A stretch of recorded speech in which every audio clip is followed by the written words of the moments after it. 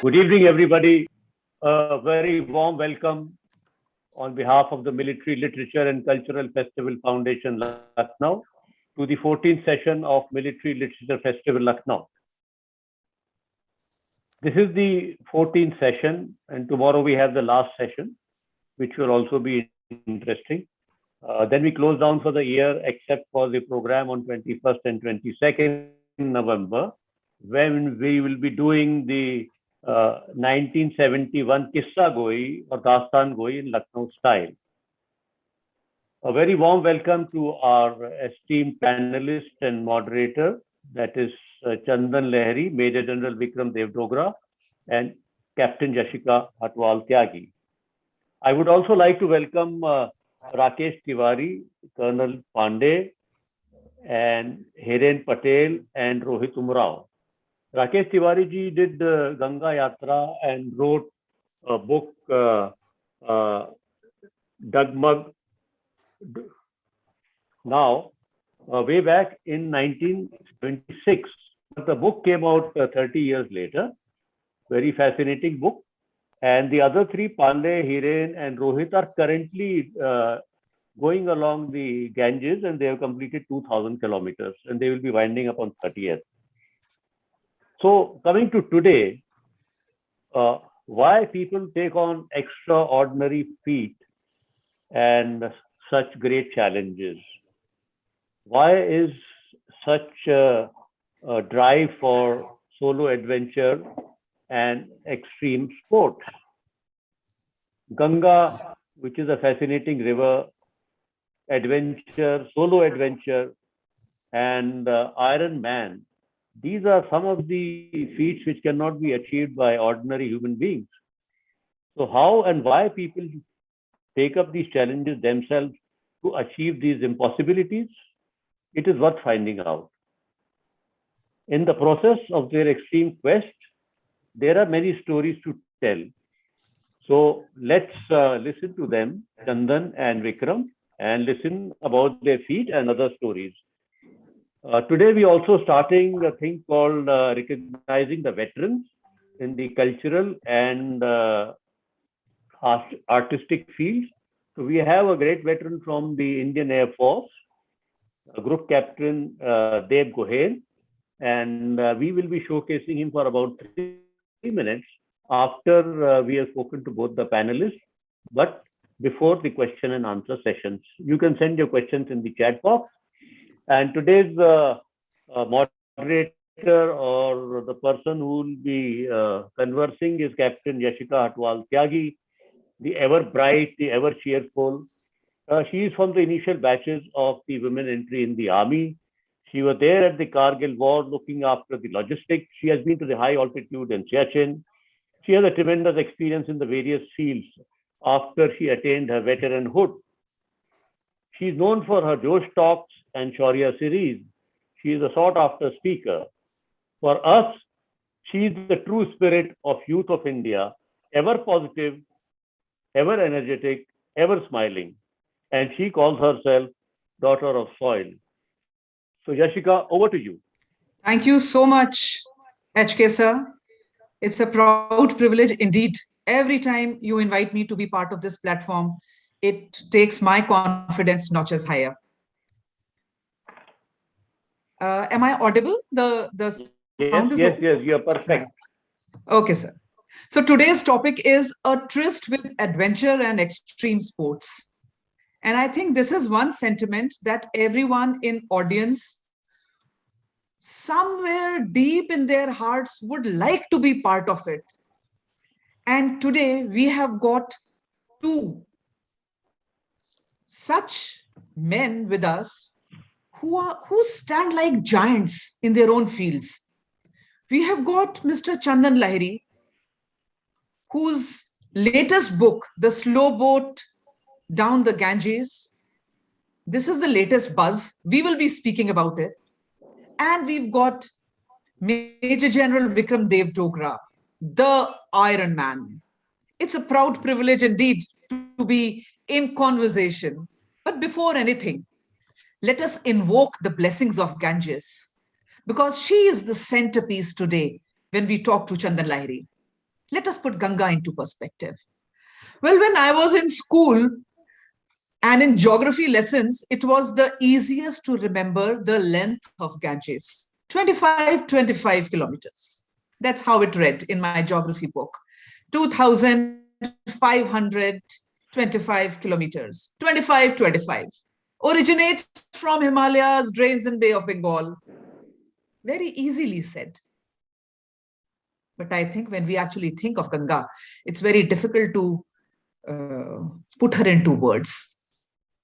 Ganga is, sorry, I will not call it Ganges. I'll just call Ganga because that is how I call Ganga. I belong to Pahad. मैं पहाड़ी लड़की हूं तो गंगा ही बोलूंगी. Ganga is part of our collective identities as Indian. It is a river that is loved and revered and personified as mother, Ganga Maiya. It is known by several other names, including Jahnavi, Gange, Shubhra, Sapteshwari, Nikita, Bhagirathi, Alaknanda, and Vishnupadi. Followers of Hindu religion believe that bathing in pious Ganga can help wash all sins. Ganga नहा लिए, याद है ना? ये हिंदी का मुहावरा है.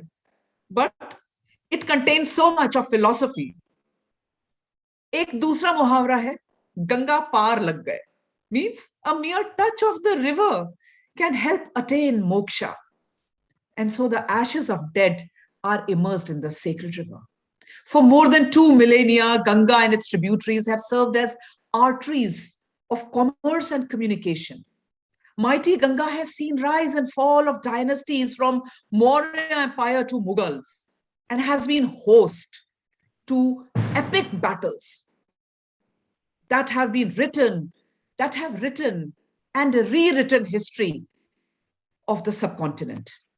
Ganga carries nutrient-rich sediment as it flows, depositing fertile soil along its shores and irrigates the fields of the millions of acres of agricultural crops which are grown along her banks.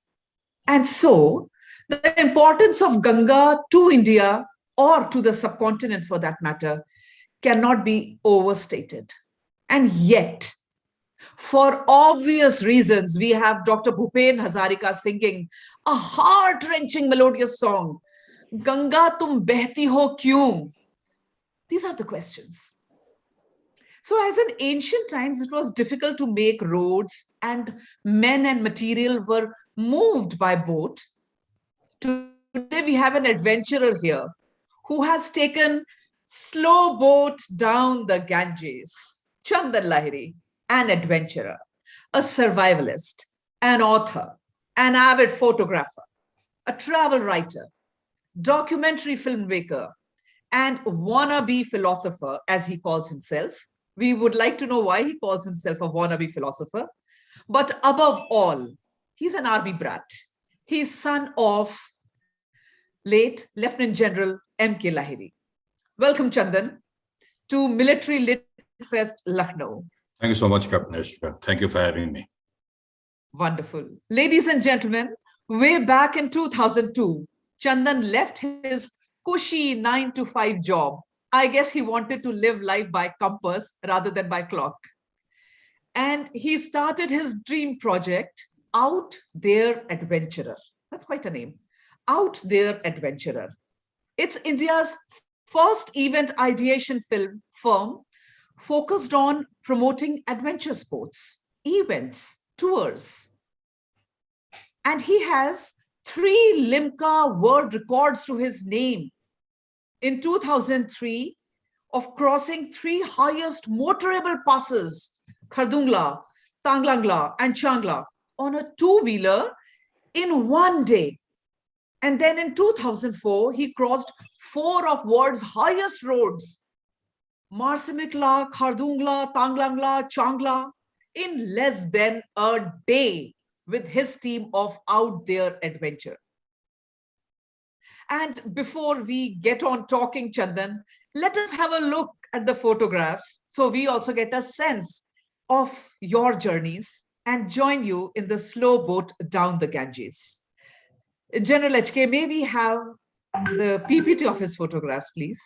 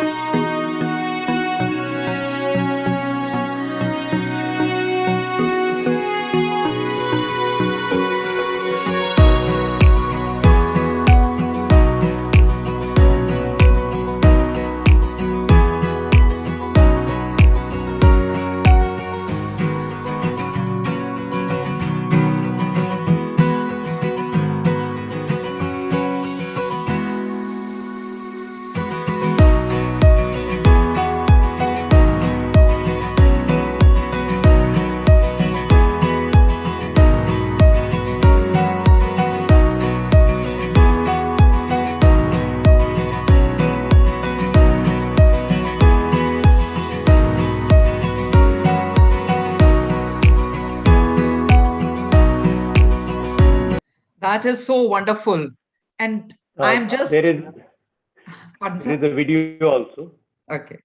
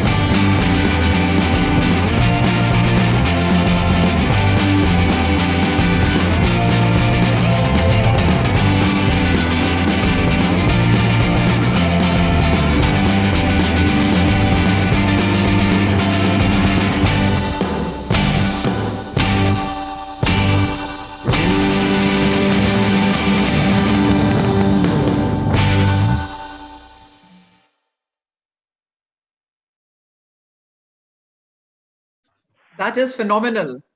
Phenomenal. And I can just say 2 lines, Chandan. तू खुद की खोज में निकल, तू किस लिए हताश है, तू चल तेरे वजूद की समय को भी तलाश है. Heartiest congratulations on completing this wonderful journey, which you the target which you achieved wonderfully well. पर मुझे आपसे एक सवाल पूछना है. The first question, आपके 2 लिम्का वर्ल्ड रिकॉर्ड्स हैं, biking through the highest passes and whizzing past and speed. It's all about speed, speed, speed. Now, why did you want to paddle down mighty Ganges? मतलब पहाड़ों से सीधे नदी पे कैसे आ गए, और वो भी Ganga? Tell us how about. Earth, wind, sky, water. There's so many various terrain where adventure is possible. Yeah. So पहाड़ों पे तो बहुत कर लिए थे. नदी भी देखी. I wanted to get into water sports. एक बार scuba driving try की थी. That didn't turn out too well. I panicked underwater. So I need to go back and learn scuba diving. But water is something I wanted to get into. And what better river than the Ganges in India, or Ganga? True. To go down. It's been there for centuries. It's in our DNA, it's in our veins, and it's so close to everybody's heart living in India and all Indians living abroad, actually. That there couldn't have been a better platform in terms of a river in India to go down. And it's also one of the longest in the world. So length was certainly something that I did consider. But there are other rivers which are nearly as long. The Brahmaputra is another mighty river in India. But given the Brahmaputra, choice between Brahmaputra and the Ganga, I preferred the Ganga because it's so close to everybody's heart. That is quite a target. Another thing which is very intriguing is the name of your book, right? Slow Boat Down the Ganges. Quite an interesting name. I think you have a way with names. Out There Adventurer and Slow Boat Down the Ganges. Quite a namkaran there. Tell me, how did you zero in on this name? And also tell us what kind of boat were you using? So tell us something about that. First, on the name, I knew that there's one river, and the altitude after the first few kilometers after Haridwar, it pretty much remains at the same level. So I won't have too much current in the river. And there are dams and barrages, about 4 or 5 of them down the river. So if the gates are shut, then the river is not flowing downstream at all. It's getting stuck at those dams. So I would not get any help from the current, and except a little bit of wind. So every effort of going forward would have to be human powered. So by definition, it was going to be a slow journey. And if I'm doing a slow journey, and what am I doing it on? I'm doing it on a boat, so therefore slow boat. Slow boat. And Okay. it was strenuous. Literally slow boat. Literally, and it was strenuous. And I developed muscles which I didn't know I had. Yeah, it was nice, but it was a slow boat. It was a very slow boat. I was averaging about 4 to 5 kilometers an hour, and I would paddle about 8 to 10 hours a day. So we're planning to do about between 40 to 50 kilometers a day. And when I first started designing it, then I started to talk to some people about it, and they couldn't understand why. Kolkata jana hai, train le le, plane mein chale jaiye, boat leke jane ki kya zarurat hai? The concept of adventures is lost on many people. So it was interesting, and there are a lot of facets of this journey which changed me intrinsically. As to, I suspect I was always that kind of person, but this brought it out into the fore. And being a solo adventure has its own hardships, frustrations, and jubilations, actually. So it was great fun going down the river. It took me about 3 months. There was nobody. I could have done it in probably about 45 odd days, but I took it slow. And I was also stopping at places, looking at the sights and sounds, meeting with people. I stayed at a village. They offered me to stay the night, and I ended up spending 3 nights there because it was just so welcoming and just so warm. But there are lots of these memories which I have paddling down the Ganges. It was awesome. And tell us something about the kind of boat that you were using. The boat. Yeah. Because of the dams and barrages on the way, I couldn't take a wooden boat or a motorboat or something which is big and heavy. And I certainly didn't want something with an outboard motor. So therefore, I would have to portage the boat around the dams. So when I reach a dam, I stop short, get onto the bank, take it across on the road, and put it in again on the other side of the dam.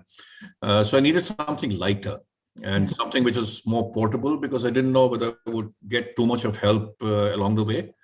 And I was pleasantly surprised that I did get a lot of help. Yeah, so the boat is an inflatable. It's a canoe. It's a 16-foot inflatable Sea Eagle canoe. I got it from the US. And I had bought it initially, but when they got to know that I was going down the Ganges, they reimbursed whatever I had paid them for the boat. So they became a sponsor, and that was very kind of them. And this is an inflatable boat with 3 chambers. So even if I puncture one chamber, it would still float. I wouldn't sink to the bottom of the river. Fortunately, it's a very, very tough boat. It's made with drop stitch nylon, and chances are it won't puncture unless you do something drastic with it. It's supposed to go down white water, hit rocks, no issues. I was very, very satisfied with the boat, particularly going down the river. On the sea, it would be different because it's slightly high. It's about 18 inches above the water. So if there's a crosswind coming or a headwind coming, then it hits the sides, and it's very difficult after that. So, but otherwise on the river, I was very, very happy. It became my bed, is to relax on it. Whenever I was tired, is to just lie down and let the current do whatever it was doing. And when I woke up half an hour later, I was still where I started. And then paddle all over again. Yeah, reading your book was quite interesting. Quite interesting. And from Haridwar till Howrah Bridge, you have sailed through the jugular vein of India. You have crisscrossed villages, cities. You have stayed with Naga Babas, random villagers and strangers. I also like the part when you crossed through Kanpur and you narrated the history of Kanpur massacre. Yes. Those lessons of history as you were going on, quite interesting read. You have seen cross-section of our great nation. So really can't let you pass without telling us a wonderful experience from this. Though there will be many, but any one or two that you would like to share. One is Kanpur itself. You mentioned Kanpur. Yeah. There is this ghat, and every city along the Ganges has got ghats. And I'd heard about this particular ghat. It's called Sati Chora. And we call it Sati Chora. The English used to call it Massacre Ghat. And I kept asking the locals, where is Sati Chora Ghat? Where is Massacre Ghat? Nobody seemed to have heard of it. And then I figured out after some time talking to multiple people, rickshawalas, autowalas, taxiwalas, local people, shopkeepers. When I asked them for Massacre Ghat, they didn't know what I was talking about. But everybody pointed me to Maskar Ghat. Achha. It took me about half an hour to relate that Massacre Ghat is really Maskar Ghat. Okay. And Maskar Ghat or Sati Chora Ghat is where I think Tantia Tope's troops, they massacred a lot of English women and children. Okay. And all the survivors, they tried to, in fact, there was a pact between the British and the Indians, and the British were allowed to move out of Kanpur, but they were ambushed and they were killed.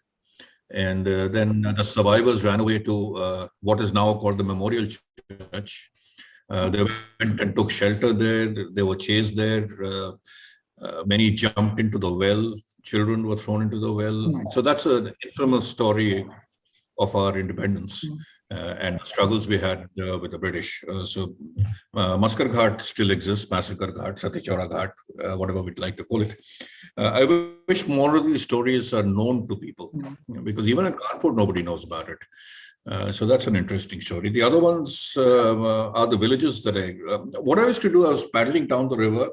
And when it was about 4 o'clock or thereabouts, I knew I would have to stop because it was getting to be winters. So the sun would set about 6, it would become dark, start becoming dark about 5:30. So from about 6, 7, 10 kilometers out, I used to look for a temple steeple. Okay. That's usually the tallest structure in a village. Very often is next to the bank. So once I saw a steeple, I knew that's where I would spend the night. So I used to head for that steeple. Chances are there was a temple there. There was a small hamlet or a village there, and I would park myself in the temple complex. And throughout the journey, I don't think I ever spent anything on food, because some villager or the other, some koi chai la raha hai, koi subah puri la raha hai, sabji la raha hai, khana mil raha hai, doodh. And I was very scared about the doodh actually. I'm not used to good milk or original pure milk straight from the source.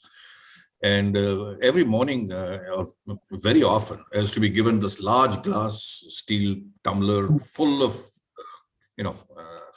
freshly milked milk. I was scared whether I would end up getting diarrhea or not, because I'm not used to, Khalis doodh nahi pachta. We need milk, which is 70% diluted with water. True. So that was interesting. And the people I met were very, very welcome. In fact, today, after about 2-3 years, they still call me, kaise ho, kahan ho, kab aa rahe ho, come and spend some time with us. And the friends I made stay to this day.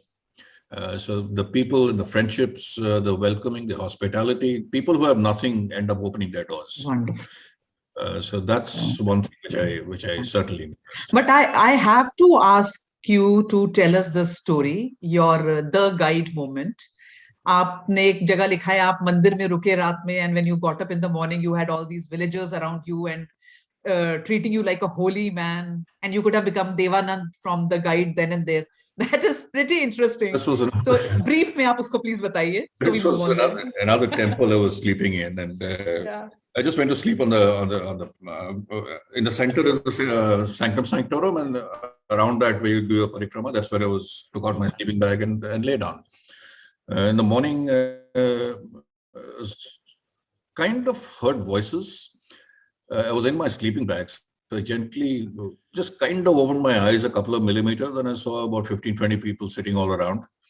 And I didn't know what was going on. And maybe they had come to figure out who I was, whether I was a terrorist or not or whatever. But then when they figured out I was up, and I sat up, and everybody folded their hands. Swamiji ud gaya, Swamiji ud gaya. So, I don't know, they mistook me as part of a pilgrimage, not a padayatra, which General HK mentioned the other people are doing now, but I was on a boat yatra. So they thought it was some kind of a pilgrimage down the river. So, and I was there with nothing. So they thought I was some kind of Swamiji. So, and they invited me in and they said, "Idhar hi reh jao." There was a little kutia next to that temple, which a Swami was staying in, and he had gone off on some Padyatra. So they said, "Aap idhar reh lo." Yeah, that was extremely interesting. Very interesting. I'm not used to being a Swami. Yeah. But Chandan, your book is so wonderfully written. I myself felt as if I am, in that journey with you. And other than the lighter parts, which are actually part of the journey, you have raised such poignant points and very thought-provoking subjects. Aaj hum dekh rahe hain, there is this COP26 and all the climate-related conferences going on. G20 is saying something. But what we see on ground is something different and something which is very serious sometimes.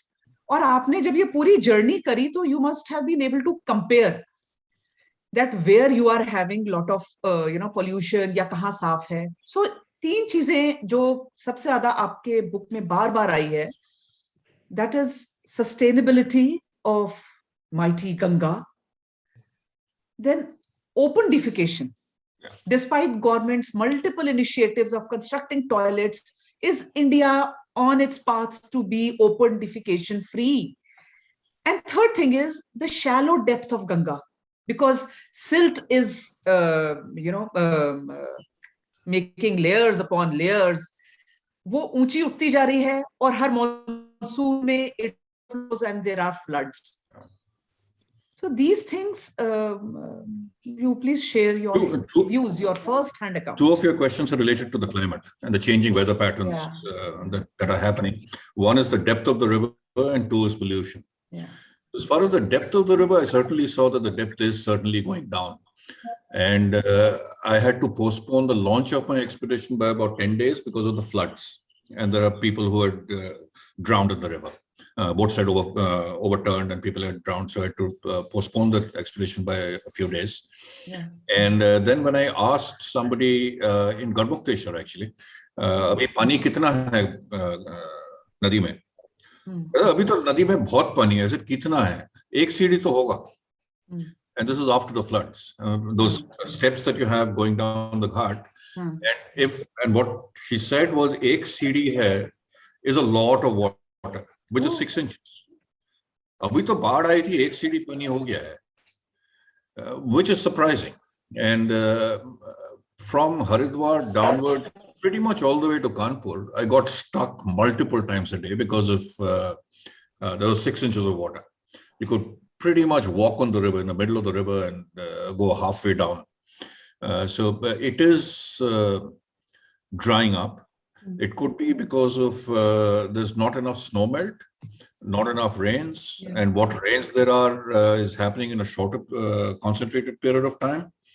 And when it rains so much in a couple of days, then it floods, it breaks its banks and the villages get washed away. So despite pretty much the whole stretch being one of the densest geographies in the world, I mean, if you look at UP and all those areas, UP was the longest stretch. There are days where I didn't see a village because the river would flood. And if it was flooding, then you couldn't have a permanent habitation. So yeah, that is one. Second, I was doing some pretty unscientific testing. I carried some little instruments to check the TDS and the temperature and all that. And I was testing in the middle of the river. Okay. And in the middle of the river, I found a lot of sand, there's a lot of silt, but there were no spikes in the pollution levels. Okay. The temperature was about 25, 26, 27 degrees, like it should be. The TDS, pH levels were all within range. There was no drastic, scary little spikes at any place. Including in Kanpur. There was a lot of talk during that time about the tanneries in Kanpur and they having to shut down because of all the effluent being released in the river. Maybe if I had tested closer to the bank, I would have got a spike. But as I was testing in the middle of the river, so I didn't see too much spike there. But that's the other advantage of the Ganga. It's got what is called bacteriophages. Now these bacteria, like they say that Ganga ka pani aap ghar pe rakh lo, wo kabhi kharab nahi hoti. So हर घर में दिखती है वो एक पानी गंगा जल की. yeah, and people make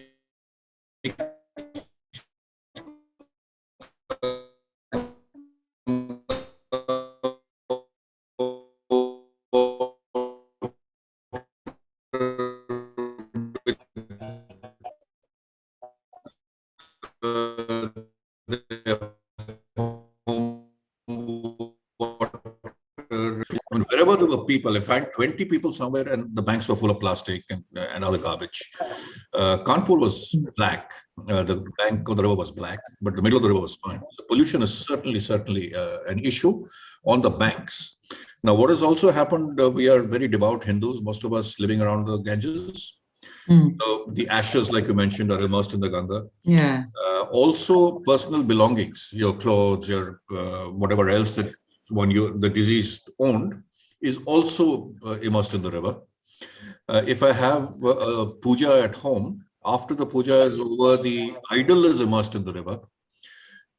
Much of this I saw going down. So what I saw was people coming in and leave the idol on the bank. And then the local people, the Mahants and the sadhus and the other rishis living around that area, they would dig up a hole and bury everything on the bank. It was not immersed in the river. So that is certainly something that there's a lot of awareness being generated as far as pollution on the river is concerned. I did not see any floating corpses, no dead animals, except one in near Kalahara. But yeah, so pollution is not an issue. Climate change certainly is. Certainly is an issue. River is certainly. Okay. We have a round 2 also. Okay. Okay. So I'll just ask one final question to Mr. Lahiri, and then we will move on to the phase 2. Chandan, what is the future of adventure sports that you see in India? And very endurance and survival activities. If you could briefly touch on that. Very, very bright. There are lots and lots of youngsters who are getting into the outdoors.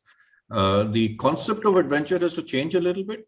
We are still hotel oriented, but when I want to do an adventure, I want to sleep in a tent. So as long as I'm sleeping in a tent and I have a campfire, I've done my adventure. But that's certainly a change from the olden days where I want a hotel and my AC and my room service and a jacuzzi and a spa and all the rest of it. So adventure is certainly changing. And fortunately in India, we've got everything. We've got the mountains, we've got the desert, we've got rivers, we've got the coastline, we've got wildlife, we've got everything. So the opportunities are endless. We just need to explore the outdoors a little bit more. Wonderful. Wonderful. Fills us with so much hope. And wish you great luck with your out there adventurer. And thank you so much. When we have the collective questions with both the speakers, then we will speak about your future projects. Thank you so much. And now I move on to the second panelist. But before I say anything, I would like to speak the words of Maya Angelou, where she says that if you are always trying to be normal, you will never know how amazing you can be. Ladies and gentlemen, let me invite Major General Vikram Dev Dogra, Ati Vishisht Seva Medal, on this platform. They say that well begun is half done. Ever since Academy days in 1981, young GC Dogra bedazzled everyone by receiving Sword of Honor and Gold Medal. And thereafter, Silver Centurion commanded the most prestigious Pune Horse, a regiment which boasts of 2 Paramveer Chakras. He commanded 180 Armored Brigade and was part of UN mission to Angola. General Dogra is also called Iron Man, not once, but twice. He's not only the first serving officer from Indian Army, but also the first general from the world over to be the Iron Man. We will speak to him about this triathlon called Iron Man, but I cannot stop myself from sharing his timing with you. The timing for this triathlon is 17 hours. And in his first Ironman, Austria, General Dogra, at the age of 58, completed it successfully in 14 hours, 21 minutes. And it gets better, ladies and gentlemen, that next year at the age of 59, he bettered his own timing by 41 minutes. And I'm sure that the best is yet to come. His exemplary grit and determination makes for amazing motivational talks. And his TEDx talks, well, they are next level life lessons. Thank you so much, sir, for being with us today. But let us have a look at some of the awe-inspiring pictures from your amazing Ironman triathlon. General HK, may I request you, please, for the photographs?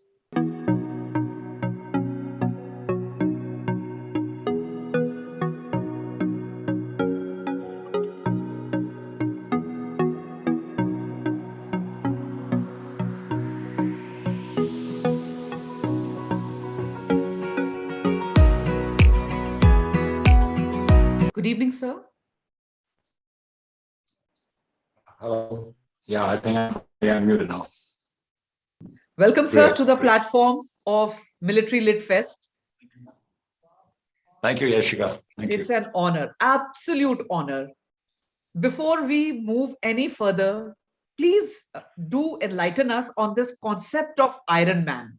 What is this triathlon all about? Why it is such an extreme sporting event? Over to you, sir. So the Ironman, like everybody must have read about it, is a triathlon. And it's the most grueling one-day endurance event that there is in the world, where you need to do three different disciplines. You need to swim 3.8 kilometers, which is either in the ocean or in a lake. Thereafter, you cycle 180 kilometers. And in this journey of 180 kilometers, you end up gaining an elevation of about 5,000. Okay, you click unmuted. Am I audible? Yes.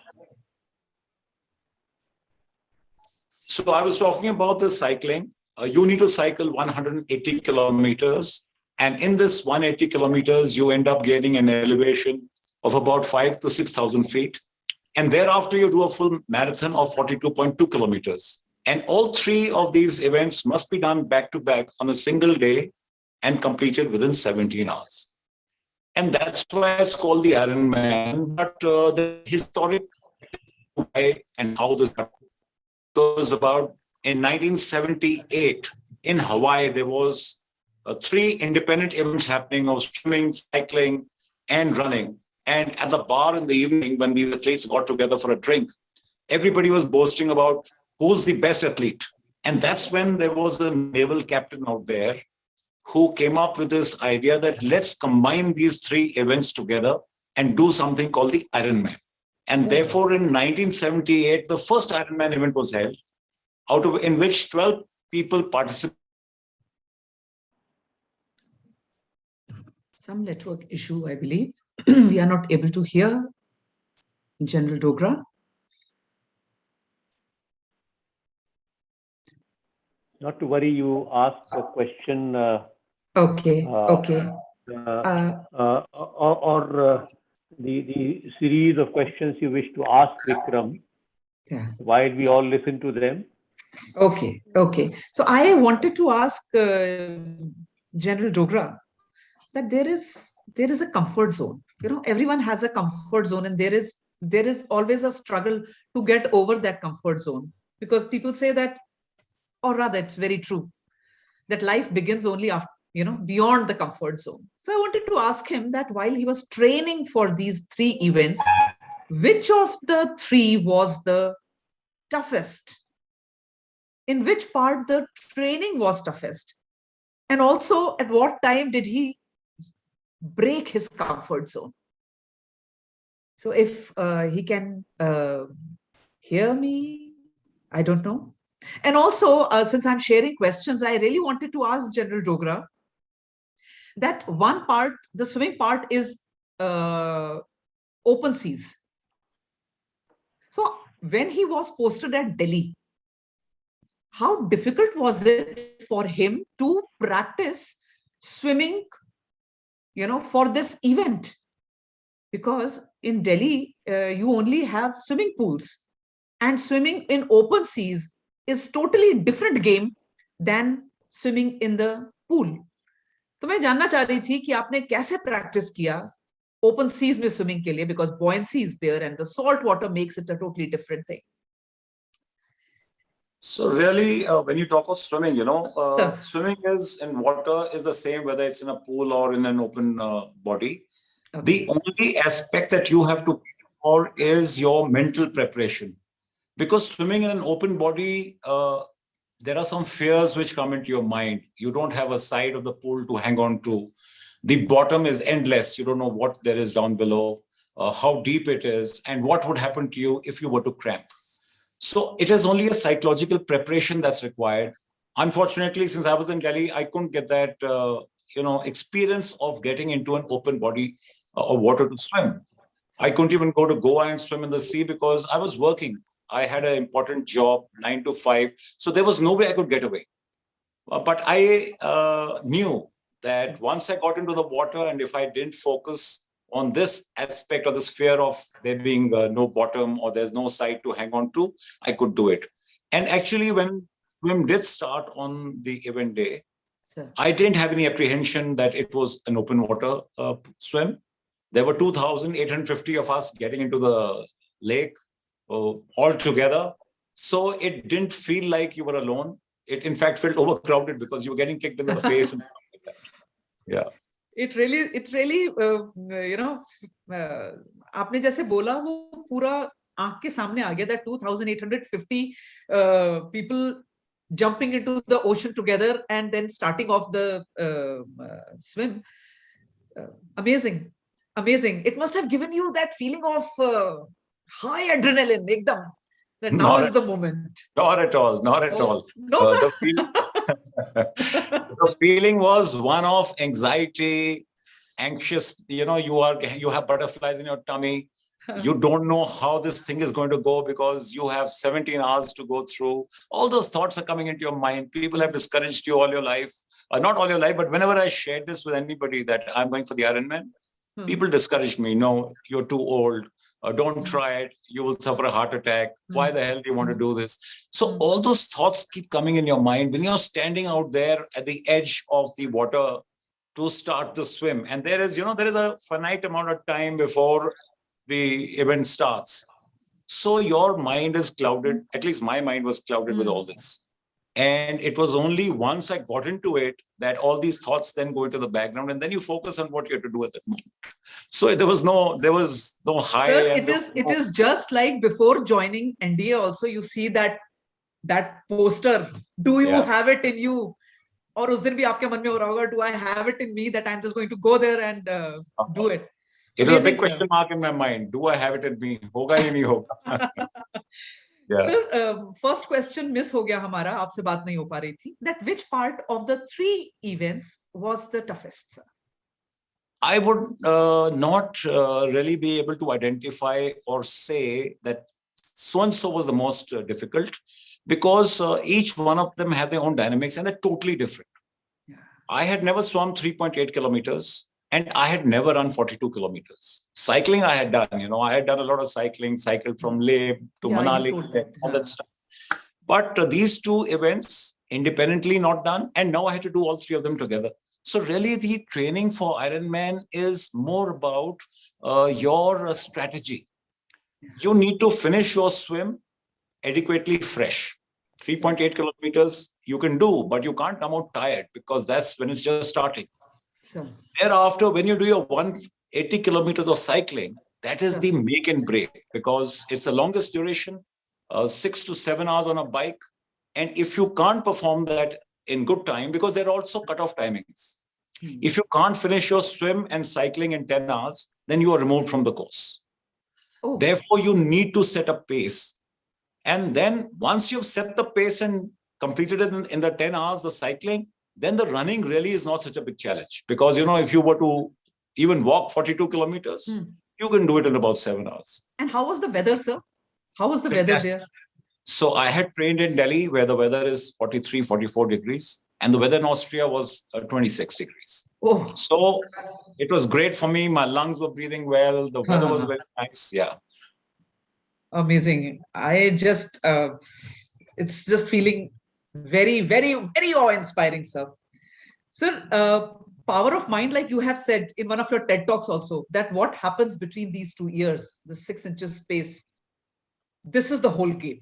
Yes. If you win here, so power of mind, mental fortitude, you pushed the boundaries. Uh, and especially it is an event where it's not a team event. It was a solo event. What were the challenges doing an event that is solo? It's not a team thing. How did you give yourself that pep talk? So I must tell you that when you say it's a solo event, yes, it is a solo event, but it is also a team event because you need family support. Oh, yes. You know, when you are training for this event, when I was training, like I said, I was working. Therefore, my training was after office hours.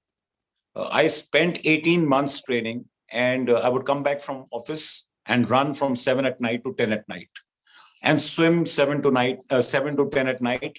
And this was on the weekdays.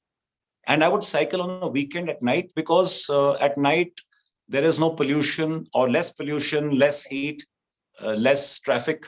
And therefore, it is that way more advantages. And for that, my wife had to support me. So that is where the teamwork part comes. But when you look at the solo aspect of it, yes, you need to train your mind. And I always believe that it's mind over matter. If you can first dream it, only then you can achieve it. And there are techniques which you can use for actually toughening your mind or enhancing mental endurance. So when I later analyzed what I was doing, running at night or cycling at night, I didn't know then, but inadvertently, it was enhancing my mental endurance. Exactly. It was training me to take on difficult situations and much out of my comfort zone. And sir, this training period was how long? How long did you train for this event, sir? I trained for 18 months in the first Ironman. Continue this kind of punishing routine for 18 months? I curse myself every day. Every day I curse myself for getting into it. No. I wanted to do it. So therefore I used some techniques to stay in the moment, otherwise I would have quit. But I am sure. This is amazing. एक शेर है sir, कहते हैं सैर कर दुनिया की गाफिल जिंदगानी फिर कहां और जिंदगी कर रही तो नौजवानी फिर कहां. But you have broken all the stereotypes here. Your TED talk raises such interesting points. It totally debunks the age theory, sir. You have said chronological age versus biological age. So share with us the formula, sir. How you take care of yourself. And what is it that we can learn and all the audience would like to listen to it from you? Well, you brought it out. Whenever we talk about age, we talk about chronological age. Sir. That's from the date you were born to how old you are by the book today. And that is something that you can't change. But actually, that's not your true age. Your true age is your biological age. And that is made of two subparts, physical age and mental age. Both can be worked upon. Physically, you can train yourself and you will find people who are maybe 60, 70, but their physical age is much younger and vice versa. A lot of youngsters feel very old, tired all the time, exhausted. Next is your mental age, the way you think and the way you behave, because like you spoke of stereotypes, we have this thing of putting everybody into a box. Yeah. So today you are 40, you behave in a particular manner. Then you're 50, you behave in another manner. Now you're a grandfather, you have to behave like a grandfather. So we put people into a box and soon we start believing that's how we have to behave. You need to get out of the box. And that's when, like I said, when I discussed doing Ironman with people, everybody said, no, this is not your age to do it. So they brought out the chronological age that you're too old to do it. But it's your biological and mental age. You need to start thinking young. Behave the way you feel you'd want to behave and not how people expect you to behave. Truly, so sir, I follow that. And therefore, I found that after I did the Ironman, I actually felt, yes, it was, silly of me to have thought I can't do it, because even without trying, people were telling me, don't do it. Once you do it, you realize that you can actually push the boundaries. And that's why I went for the second one. And that's why I want to go for the third one. And that is what I was saying, that your first attempt, you bettered the timing next time. When you did it the second time, your triathlon timing was much better, 41 minutes. Yeah. Better than And the I hope previous to one. improve it by another 40 minutes this time. So that is what our best wishes to you, sir, that your best is yet to come. And my final question to you for the evening would be, sir, that future of sports in India. As I said, that do you have it in you? But General Dogra, sir, when you stand at a podium, I feel that people get that thought that if he can do it, I can at least try. So your being there gives a lot of motivation and lot of himmat to everyone of every age group. So what do you feel is future sports in India? Do you really feel that we can flourish in near future? We can make use of our youth. We can venture in those sports or domains where we have not yet done much. Your views So on it? I'm a very optimistic person. Sir. And therefore, I believe we have a great future. But having said that, I want to, put a caveat out here that the future will be there, provided we invest rightly into sports. Where we are today is nowhere near where we should have been. When I was young, maybe around 10 years old, we used to talk when we watched the Olympics that 50 years later, we'll be there, where the Americas are today. Nothing. 50 years have gone past, we are nowhere there. So therefore, we have not invested or gone about in the right way to promote sport. But when you ask, is there a future? Of course, there's so much of potential. Like you said, we're a young country. We have people, we have facilities, but we need to use them. That I think is somewhere lacking, and it'll only come by a change in the way we think about sports. True. There are schools which don't have sports. I was aghast to know that when I found out that army schools don't have sports days. Most army schools don't have sports days organized. So we are not looking at sports in a holistic manner, but the future is there. There is much that we must really do. What a tryst with adventure and extreme sports it's been today. And as we come to the close, I really would request both the panelists to answer these two questions, to take these two questions. Chandan, we'll request you to come in first. I have seen various examples, बहुतों के बारे में पढ़ा है, that when people do the adventure sports or adventure activities or extreme sporting events, it somehow starts getting addictive. And after achieving one goal, before you finish one, you are already thinking of the next. With you also, by the end, your book came to the final pages. From one river, you had graduated to 30 Rivers project. So I want to know, not only from your perspective, but as a person, as an adventurer, what is it that makes it addictive? That you are driving yourself for a target which is bigger, more challenging, and even bigger than anyone else. Nature itself is addictive. Moment you have smelled nature in the outdoors and you are everything that we are used to is stripped away, which is your house and electricity and running water and a flush toilet. And once those are stripped away and once you start liking that, it's very, very addictive. So it's not just about adventure, it's about the outdoors. And most adventure happens in the outdoors, unless it's base jumping, which you can do in the city.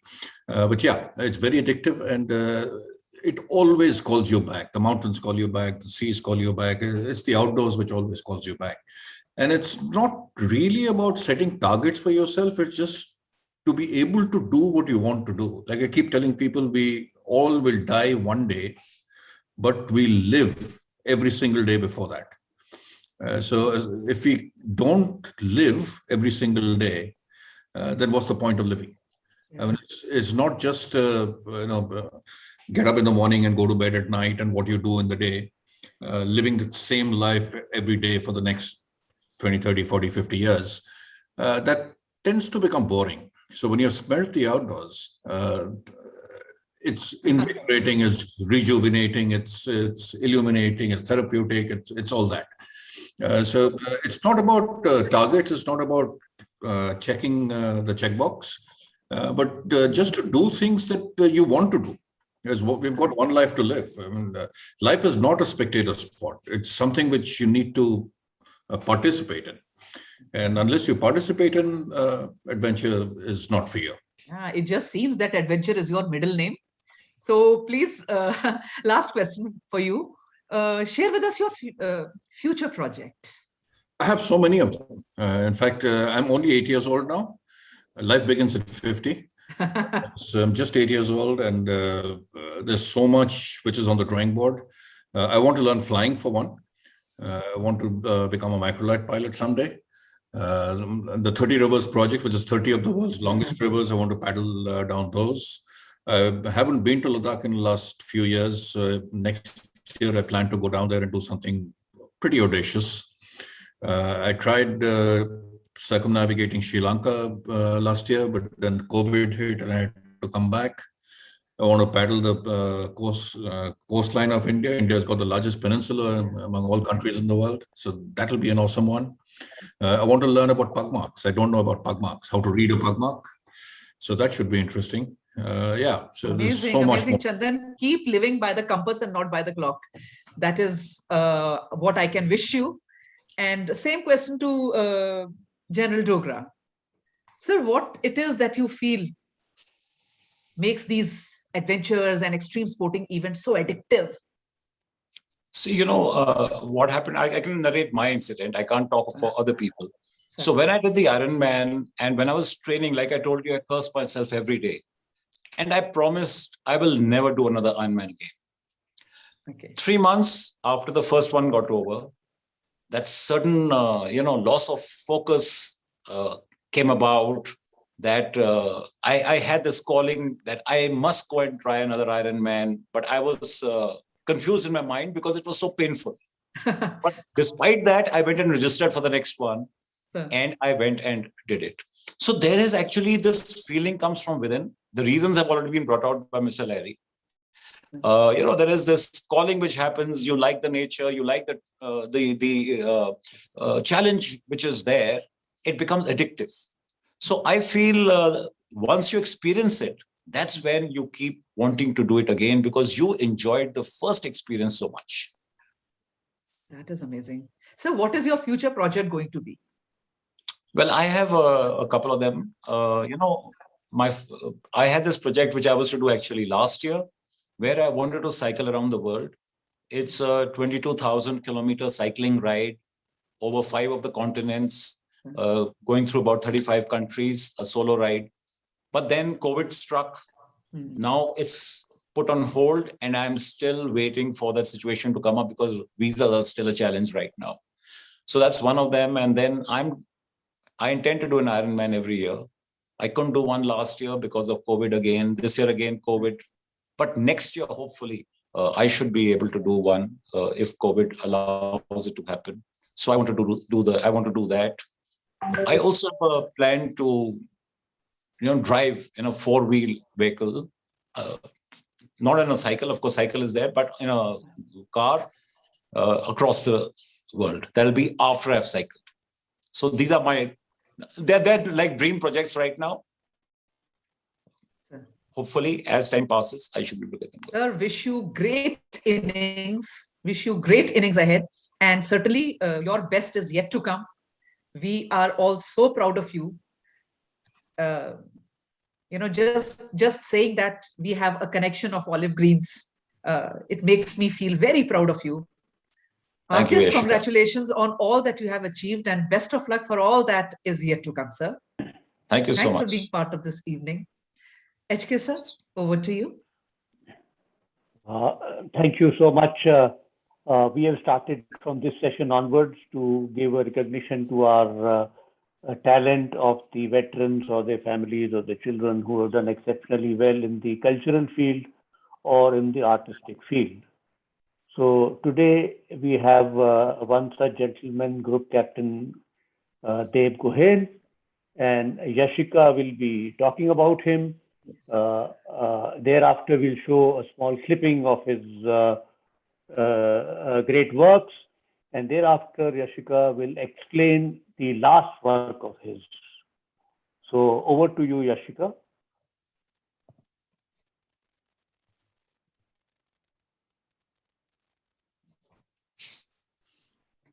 Breaking.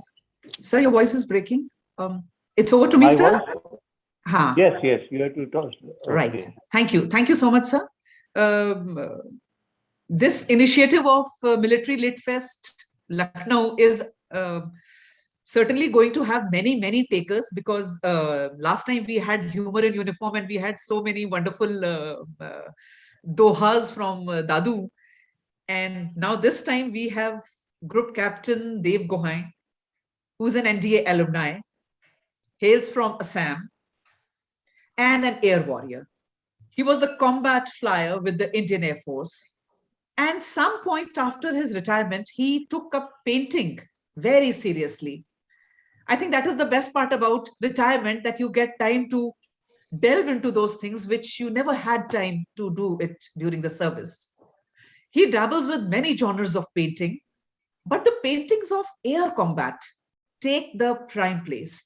And we are all very sure that when the paintings are done by a technical person himself, they have a different beauty to it. And these are going to preserve our history and combat heritage of Indian Air Force in 1971.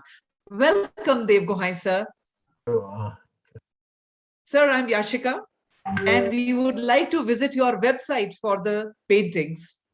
And especially, yes, sir. And as we celebrate 1971 Swarnim Varsh, your paintings have come at the very right time.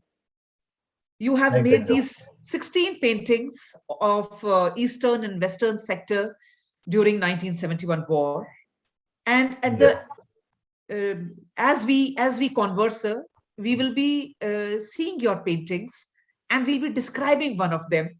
I will request General HK, sir, to please show us the paintings of Group Captain Dev Gohain.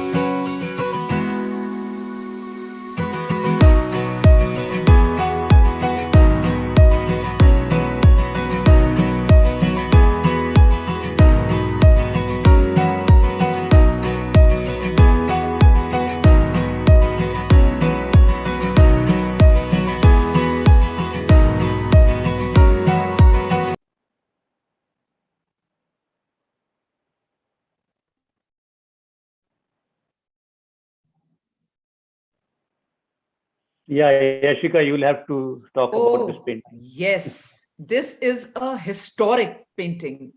This is an epic battle. And permit me to speak these lines, these words of Guru Gobind Singh, that Sawa lakh te ek ladaun, chidiya te main baaj todaun, tab Gobind Singh naam kahaun. These words of Guru Gobind Singh Ji were written for this bravest of the brave air warrior, the only Paramveer Chakra of Indian Air Force, Nirmaljeet Singh Sekhon. And this painting depicts that epic air battle. The day was 14th December 1971.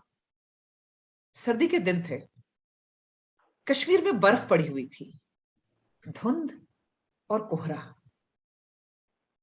और इसके बीच में flying officer Nirmaljit Singh Sekhon उस दिन operational readiness platform duty पर थे और साथ में थे फ्लाइट लेफ्टिनेंट घुमन. Srinagar airfield was a very potential target for the Pakistani Air Force. और वही हुआ जिसका हमें अंदेशा भी था और अंदाज भी. Taking the mountainous terrain as cover and lack of any credible early warning, 6 Sabre jets of Pakistan Air Force attacked the base with the bombs. They achieved complete element of surprise. As the radars picked up those raiders very late, the base commander decided not to scramble the gnats on the ORP duty. But this decision could not be communicated.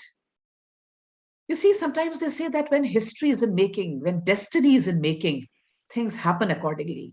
And today a history was being created at Srinagar airfield. Just as these enemy aircrafts were noticed, Sekhon spotted 2 enemy aircrafts and just took off. Both Ghuman and Sekhon were there in the air. Immediately after takeoff, Sekho spotted aircrafts ahead of him and started positioning for a gunshot. Ghumar had lost contact with his number 2. मैंने बताया ना, धुंध थी, कोहरा था, could not join the combat. And Sekho realized that he has to fight with a numerically superior force all by his own. 1.25 lakh ते एक लड़ाऊं, चिड़िया ते मैं बाज तोड़ाऊं, तब गोविंद सिंह नाम कहाऊं. सेबर जेट्स ज्यादा थे और अकेला निर्मलजीत सिंह हो. But he remained in combat and he closed into the first saber. He opened fire, forcing the enemy to disengage and peel off. Sekho got into combat. Sherdil Sekho got into combat with another saber. And the pilot was later identified as the commanding officer of the Sabre squadron. Can you imagine a flying officer who's not even broken into Indian Air Force so far is now taking on the commanding officer of the attacking squadron? With limited experience, Sekho dominated the combat. The vastly experienced Pakistani pilot saw that he was getting the better of him.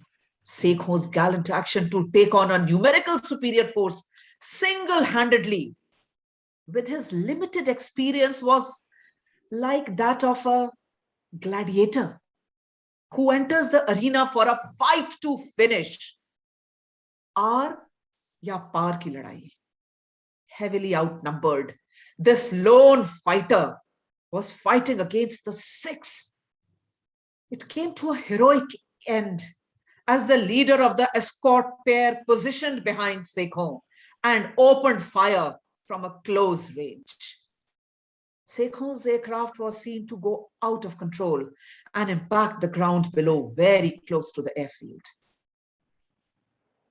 लेकिन वो जाबाजी ही क्या कि दुश्मन आपकी तारीफ न करे. And Flight Lieutenant Salim Beg Mirza, the experienced fighter pilot of Pakistan Air Force, who was responsible for shooting down Sekho, himself wrote in the praise of this young air warrior that Indian pilot flying officer Nirmaljeet Singh Sekho put up a brave fight. Hindustan ko naaz hai. No word can probably express the true grit of this young lad, whose citation states sublime heroism, supreme gallantry, flying skill, and determination above and beyond the call of duty, displayed by Sekho in the face of certain death. India is proud, proud, proud of this Param Veer Chakra Flying Officer Nirmaljeet Singh Sekho. Jai Hind ki Sena. Jai Hind. Thank you, Over to you. Yashika. Thank you, Yashika. Sir, We are extremely grateful to Dev Gohel, group captain. sir. Without him, we would have actually never known how Indian Air Force fought in 1965 and 1971. Especially 1971, those 16 major actions which spanned from Karachi to Chittagong, which have been converted into the paintings with this great brush. They make us feel part of the Swarnim Vijay Varsh. So extremely thankful to him, and see how much a painting communicates. He did his job, and then Yashika did her job, and Nirmaljeet Singh Sekho, who was at the very back of our memory, has come right in front, and now we know what actually happened, how the Veer Abhimanyu, the young man, actually gave everything for the country. Now, what we'll do, Yashika, one more question, maybe anecdotal question, at their will, what they wish to share, and then we can thank everybody. Okay, over to you, Yashika. Okay, so we will again speak to Chandan Lahiri first. Okay. Please share with us that it was a solo adventure, and being alone on that small boat, vast expanse of Ganga, you must have seen some beautiful moments. Please share with us those sightings of dolphins, those sightings of amazing sunsets, and also share with us that how was it when you could not share it live then and there with anyone else because you were all alone. You know how it happens, हमने कुछ अच्छी चीज देखी, हम दूसरे को दिखाते हैं, देखो वो कितना अच्छा है. But you had only a blog to write at the end of the day. So share with us, please. It was an awesome journey, and I was doing it more for myself than for the rest of the world. But I still did want to share it. So which is why at the end of a day's journey, I has to sit down on either the temple or the sand or inside the boat and actually write my blog on my phone. And then when I reached a place where I could transfer everything, then I would put it on a laptop and I'd go live. But I was doing it more for myself. It was more a personal experience that I was going through to see whether I could. Because until I start, I wouldn't know whether I would be able to finish. And responding to one of your earlier questions to General Dogra, we need to dare to fail. We are so scared of failure that we don't even take a chance at a possibility of success, which is true, but not only for sports, but in life. If we dare to fail, only then we can hope to succeed. We tend not to try because we are scared of failure. And that's something which needs to be inculcated, particularly from childhood onwards, that failure is not a failure. Failure is really the pillar of success. And we are so bogged down with 98% marks and 99% marks and get into this college and that college. We are very marks oriented. We are very success oriented. True. So we don't attempt failure. So as far as the river is concerned, I didn't know whether I would be able to complete or not. Sir. So the only way to find out is actually putting the boat on the river and starting to paddle. And maybe 5 kilometers down, I would put it back in a taxi and head back home. But one day led to the next, and I saw lots and lots and lots of birds. I saw maybe 200 dolphins. I saw some gharials. I saw some incredible sunsets. I was sleeping in the boat one day, and a pack of dogs sleeping next to me, wild dogs. The people, happy juice always works with everybody. The moment the happy juice happens, everybody becomes happy, and all walls are broken down. So it was an incredibly revealing and therapeutic experience. It was marvelous. I would love to do it all again. Very right. When you say that we are scared of even having a failure, you just reminded me of the words of Paramveer Chakra, Captain Manoj Pandey, Yes. where he says that the target itself is so glorious that even failure, It's worthy even to is- fail. Yes, it's worthy even to fail because the target is so glorious. And I think these are life lessons. These are life lessons. True. Yeah, thank you for sharing. Thank you. Dogra sir. Do we have Dogra sir online? Dogra sir, I think General General Dogras, do we have you online, sir? I think he might. He's there, Okay. but by the time he comes, you can ask Chandan about some more interesting things. Maybe Yes, there are in a very short way about something about India's missions, national missions. Yes, yes, different very kinds. interesting. Thank you for reminding me. Thank you for reminding me, Chandan. Your points on how Namami Gange project is coming up, and जो किताबों में सुनते हैं, देखते हैं या news में सुनते हैं, क्या एक्चुअली नमामि गंगे या गंगा क्लीनिंग मिशन का कुछ सक्सेस देश में एक्चुअली है? I saw a lot of communities working under the Namami Gange umbrella, pretty much down the river, all the way. And a lot of work is being done, a lot of toilet constructions, a lot of cremation ground constructions. Earlier, what used to happen, I don't have the money, so I just float the body in the river. That has gone down. A lot of cremation ghats are being constructed, a lot of toilets are being constructed. How much they are being used remains to be seen. In my journey, every morning a villager used to come, hand me a bottle of water and show me the way to the nearest field, despite there being newly constructed toilets. Women are using toilets much more readily. It's the men who are still going out in the field. And looking at the mothers, the children are learning to use the toilets. The worry will be when that pit fills up and there's nobody to empty it or clean it. That's when I think the caste structures will again come back with a bang. Yes. Because I don't want to clean my own toilet. Also, the Swachh Bharat mission, I saw new dustbins, garbage bins arriving at many villages.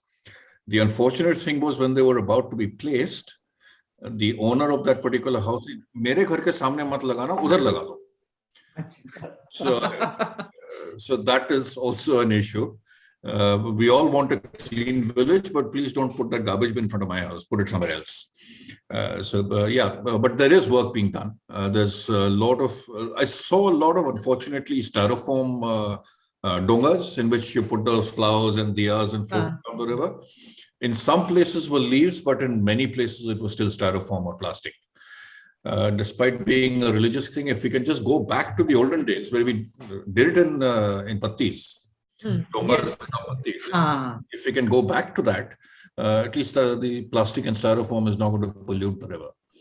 A lot of work is being done, but a lot still needs to be.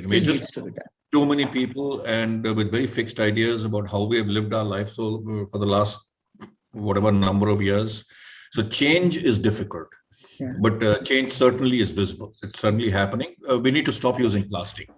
If we can ban plastic in whatever form. In your expedition also, you say that it is a single-use plastic-free expedition. So that was your contribution to environment. It needs to be all plastic, but that's very difficult because everything is plastic nowadays. You look at your phone, you look at your car, you look at your house, everything is plastic. But at least single-use plastic. We buy a bottle of water and throw away that bottle. We go to KFC and order a cola and you get the straw and you throw away that straw. The straw lives for the next million years. Plastic bags. I mean, we don't need to use that. Why can't I go to a market and carry my own bag? Small things which can be done. So single-use plastics, that is an eyesore. And before we wind up, I just have one sentence which I really liked in your book. Not a sentence, but the theory that ek to chai is a big after Happy Juice, chai is the biggest bonding factor. Everywhere you went, you shared tea with people around, and that really made connections. And second is how you near a village, when you are near a village, you find more help. People, really welcome you, help you. But as you go near the cities, you find that there is more distrust and people make imaginary boundaries. So I think more you come near the civilization, you are away from humanity, I put it the other way and around. vice versa. Like Gandhiji said, India lives in its villages. Civilization is in the villages. It's not in the cities. Cities, we don't even know our neighbors. But when I'm paddling down the river, and it happened 3 or 4 times. So I was paddling down the middle of the river and I hear screams, and somebody is calling me out from the bank. They just want to talk to you, or they just want to figure out who and what you are, kya ho raha hai, acha machhi Or take a pakda hai. ride on your boat. Huh? And take a ride. In fact, wherever I stopped, most people wanted to go take a ride on the boat. They cleaned my boat, they used to fold my boat, carry it to the bank without even asking. At one time, I had some support. A couple of friends of mine were joining me, and they were driving the car, which got stuck in the banks in the sand. And I was on the phone with them, and they said, we're looking for a tractor. Wo tractor aake kheech ke bahar nikalega, then we'll come to wherever you want us to come. And they ended up paying, I think, 1,500 rupees to the tractor to get the car out. I never paid for anything, including tractors. When I had to go from the bank to the village, which was, let's say, 3 kilometers inside, and they had invited me in. And the tractors were there, horses were there. They said, "Ghoda chalaoge to ghoda bhi lo," and they're very, very welcoming. What my experience is, as somebody who doesn't have anything will open their hearts and minds and homes for you. Somebody who's got things to protect and defend and territory, that's where the problems happen, and that's in the cities. It's Very aptly. it's very Those mental barriers just stand. exactly. You can see them. Exactly. It's me and myself in the city, but in the villages, they're very, very welcome. The hospitality was absolutely incredible. It was, it's not something that one can describe. That is so good, and so good that you wrote this book. It has filled us with renewed, informations and so many anecdotal way. The style of writing is very good. You are a very good travel writer, I must say. Heartiest congratulations. Thank And you. we look for more books from you. Thank you. And yes, best of luck for all that you do ahead. Thank you for having me. Thank you so much. Thank you. HK sir. From extreme sports to solo adventure and finally to philosophy. It has been a great session. What I will just sum up in the words of Colonel C. Anaya, who writes, amazing superhuman achievement by both Chandan Lahiri and General Dogra. One can only dream of such achievement. Salute to you both. There are 2 questions we will have. Please send me the answer. I will share with the people. One question is, do we really need the permission to travel down the river or row your boats? Second question is for General Vikram. What is your routine and what is your diet? I don't know about the diet, but his routine he explained in 1 week, 3 days running, 2 days swimming, and Saturday, entire night cycling. And the rest of the time making up his mind. I don't know when he was sleeping. Thank you, Yashika, for conducting this wonderful session. I am reminded of Full Tilt. It is a beautiful book written by Dervilla Murphy, who cycled from Ireland to India in 1962. Imagine no support, cycle, how do you manage it? All those great countries, Europe, Iran, Iraq, a lot of time in Afghanistan. And she says, the beauty is you don't know where you're going to sleep. Where is going to be your bed? And what is on tomorrow? So that is where the adventure lies. That is where actually the life lies. Thank you so much. There is so much to learn and so much we are enriched this grit and determination and this resolve and this taking up of challenges, it is part of, I guess, character building. Even at that age beyond 50, you're still building up your character. And that is what a superhuman is. So, Chandan and Vikram, you are superhumans. And thank you for taking us through these great journeys. And we will keep talking to you more and more about these things. Thank you, everybody. We'll meet tomorrow at 6:30 p.m. with Dr. Azam Gill from France and Major General Nitin Gadkari from Pune, who will be talking about veterans, thriller writers, and much more. Thank you very much from the Military Literature Festival, Lucknow. Have a good evening.